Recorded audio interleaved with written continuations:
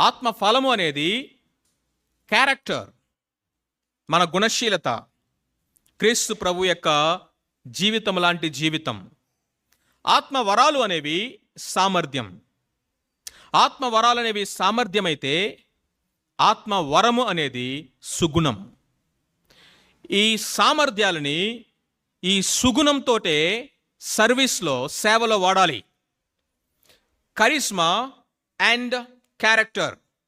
Karizma అంటే gifts, character అంటే గుణశీలత. ఇవి రెండు కూడా కలిసి వెళ్ళాలి. కొంతమందికి గిఫ్ట్స్ ఉంటాయి కానీ క్యారెక్టర్ ఉండదు,